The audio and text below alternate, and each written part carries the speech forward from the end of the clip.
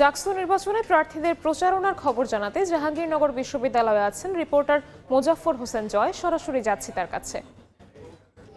জাহাঙ্গীরনগর বিশ্ববিদ্যালয়ে নির্বাচনের প্রচারণার দ্বিতীয় দিনে আজকে কিন্তু বৈরী আবহাওয়া উপেক্ষা করে জাহাঙ্গীরনগর বিশ্ববিদ্যালয়ে কিন্তু প্রচার প্রচারণা চলেছে। একই সাথে কিন্তু উৎসবমুখর পরিবেশে আমরা দেখেছি যে শিক্ষার্থীদের সাথে ভোট আদান প্রদানের যে বিষয়টি, অর্থাৎ যে ভোট প্রচারণা, যে সেই প্রচারণায় অংশ নিয়েছে বিভিন্ন প্যানেল এবং স্বতন্ত্র প্রার্থীরা।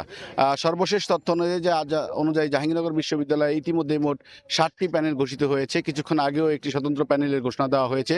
এই নিয়ে মোট 60টি প্যানেল ঘোষণা করা হয়েছে। আপনারা জানেন যে জাহাঙ্গীরনগর বিশ্ববিদ্যালয়ে মোট 179 জন প্রার্থী রয়েছে, যার মধ্যে 10 জন ভিপি এবং 9 জন জিএস পদে রয়েছেন। এবং এর প্রেক্ষাপটে কিন্তু সকাল থেকে আমরা দেখেছি যে ছাত্রদল, ছাত্র শিবির, বিভিন্ন ফোরামের সহ যারা মূলত বৈষম্যবিরোধী ছাত্র আন্দোলনে এরকম কয়েকটি স্বতন্ত্র প্যানেল রয়েছে, সেই প্যানেলগুলোতে আমরা দেখেছি ভোট চাইতে। এবং একই সাথে কিন্তু জাহাঙ্গীরনগরের বিভিন্ন ক্যান্টিন সহ এবং আবাসিক হলগুলোতেও প্রার্থীরা যোগাযোগ করেছেন এবং তারা কিন্তু সারাদিন ভোট চাইতে ব্যস্ত ছিলেন এবং একই সাথে গণসংযোগ করেছেন।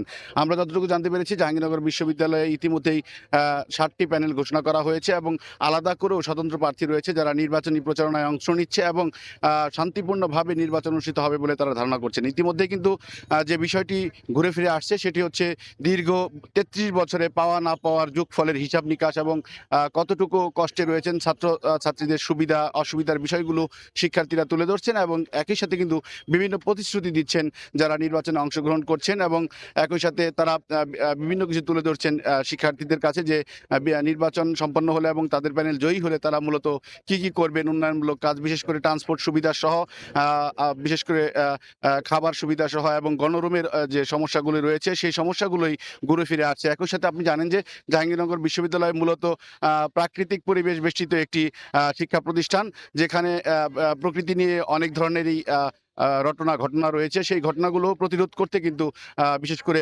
শিক্ষার্থীরা প্রতিশ্রুতি দিচ্ছেন যে অবশ্যই গাছ কাটা বন্ধ করা হবে, একই সাথে কিন্তু পরিবহন সুবিধা বৃদ্ধি করা হবে বলে তারা জানাচ্ছেন। এই প্রতিশ্রুতি নিয়েই মূলত জাহাঙ্গীরনগর বিশ্ববিদ্যালয়ে প্যানেলগুলোতে নির্বাচনী প্রচারণা চলছে। তো আজকে শনিবারে এই ছিল আমার কাছে নির্বাচনী প্রচারণা নিয়ে সর্বশেষ তথ্য। সরাসরি যুক্ত ছিলাম জাহাঙ্গীরনগর বিশ্ববিদ্যালয়ে।